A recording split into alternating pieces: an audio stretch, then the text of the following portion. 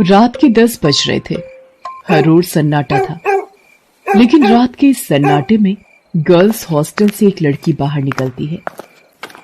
उसके सैंडल की खटखट की आवाज से वो सन्नाटा टूटता है। बाहर उसके इंतजार में एक आदमी अपनी बड़ी और लंबी सी कार में बैठा हुआ है। वो उसकी कार के पास जाती है और उसके शीशे पर नॉक करती है। शीशा खुलता है। लड़की अंदर बैठे शख्स से पूछती है, दिवाकर मित्तल? अंदर बैठा आदमी सहमति में अपना सिर हिलाता है।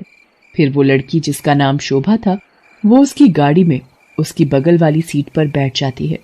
दिवाकर मित्तल उसके चेहरे की ओर मुस्कुराकर देखता है और कहता है, जैसा सुना था वैसी ही हो तुम, बहुत तीखी, लाल मिर्च की तरह। दिवाकर मित्तल के पैर कार के एक्सीलेटर पर जाते हैं और पल भर में कार हवा से बातें करने लगती है। थोड़ी देर बाद वो कार शहर के एक सबसे बड़े 5 स्टार होटल में प्रवेश करती है।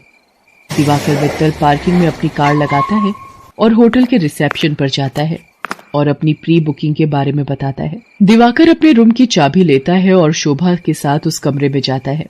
दिवाकर दरवाजा बंद करता है और शोभा से पूछता है, कुछ लोगी तुम, पीने या खाने में? आप जो भी मंगा लीजिए। दिवाकर होटल के कमरे में लगे फोन से रिसेप्शन पर कॉल करके अपना ऑर्डर देता है। थोड़ी देर में वेटर ऑर्डर लेकर आ जाता है। वे दोनों खाने के साथ साथ थोड़ा थोड़ा पीते भी हैं और फिर दिवाकर और शोभा एक दूसरे में खो जाते हैं। सुबह जब शोभा की नींद खुलती है तो दिवाकर वहां नहीं होता है। उसके तकिए के नीचे नोटों की गड्डी रखी होती है।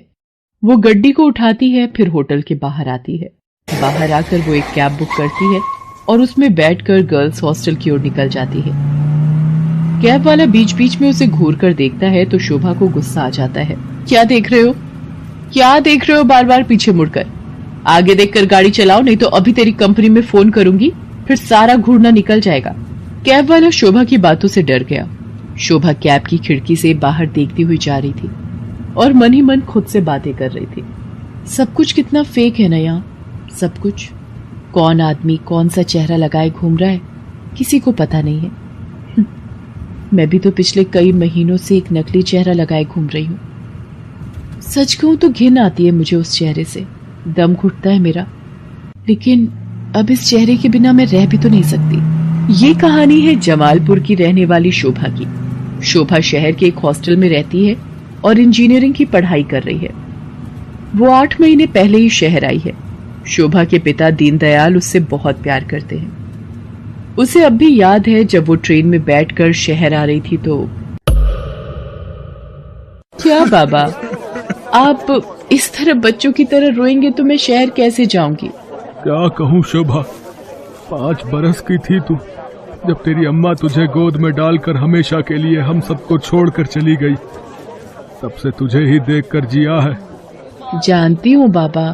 सोचा था कि एक बार ही तुझे विदा करूंगा जब तेरी शादी होगी, लेकिन शादी के पहले ही। ये कहकर दीनदयाल शोभा को गले लगाकर फिर से फूट फूट कर रोने लगा। ठीक है बाबा, मैं नहीं जाती हूँ शहर, यही रहती हूँ आपके पास। लेकिन आप ही तो हमेशा जिद करते हैं कि तुम्हें खूब पढ़ना है, बहुत बड़ा आदमी बनना है। अब आगे की पढ़ाई गांव में तो नहीं हो सकती, तभी तो मैं शहर जा रही हूँ। ठीक है, मैं ट्रेन से उतर जाती हूँ। उसी समय ट्रेन की सीटी बजी।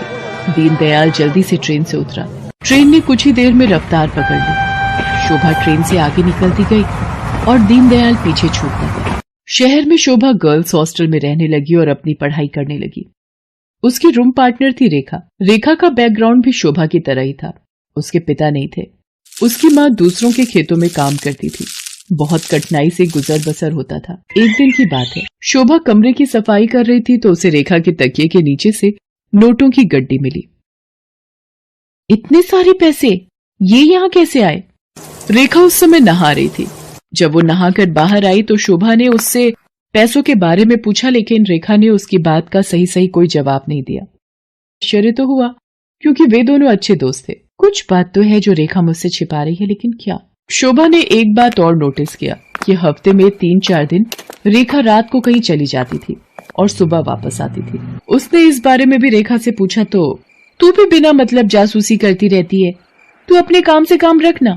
मैं कहाँ जाती हूँ, क्यों जाती हूँ, हर चीज का हिसाब देना जरूरी है क्या?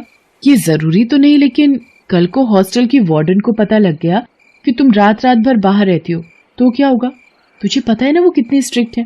तो उसकी फिक्र मत कर, मैं संभाल लूंगी उन्हें। धीरे धीरे शोभा ने रेखा की लाइफस्टाइल में बहुत तब्दीली देखी।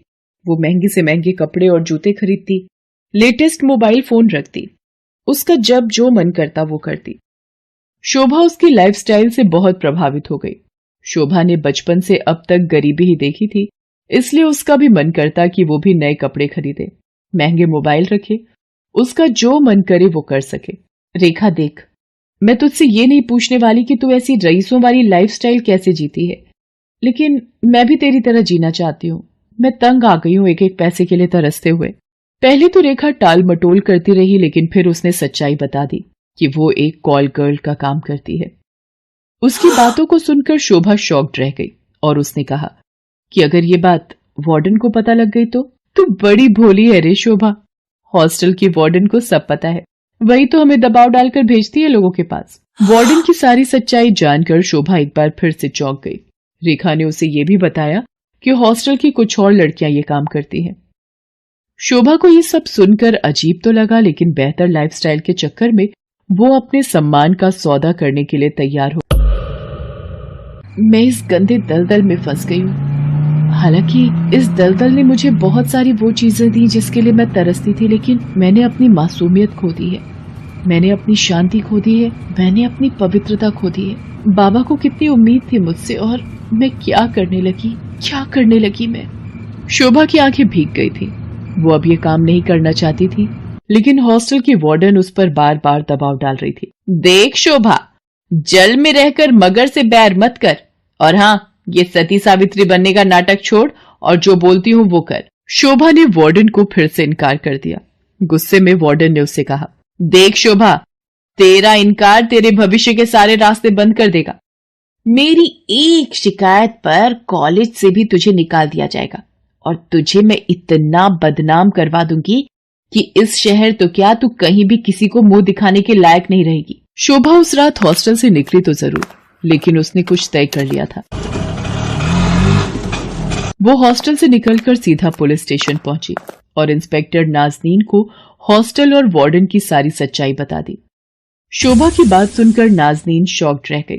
शर्म आ रही है मुझे तुम पर और उन सभी लड़कियों पर जो अच्छी लाइफस्टाइल के चक्कर में शॉर्टकट अपनाती हैं और अपने सम्मान का सौदा करती हैं, और तुम जैसे मासूम लोगों का फायदा तुम्हारी वार्डन जैसे लोग उठाते हैं। मुझसे बहुत बड़ी गलती हो गई इंस्पेक्टर नाज़नीन।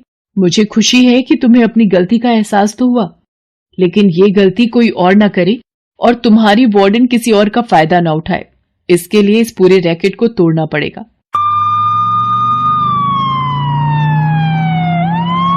इंस्पेक्टर नाज़नीन ने वार्डन को गिरफ्तार कर लिया और उसे जेल भेज दिया। जिस वार्डन पर लड़कियों की सुरक्षा की जिम्मेदारी थी, वो उनका सौदा करने लगी थी। इस बात को सुनकर पूरा शहर सन्न रह गया। आज शोभा इंजीनियरिंग के लास्ट ईयर में है और वो बहुत ही मेहनत से अपनी पढ़ाई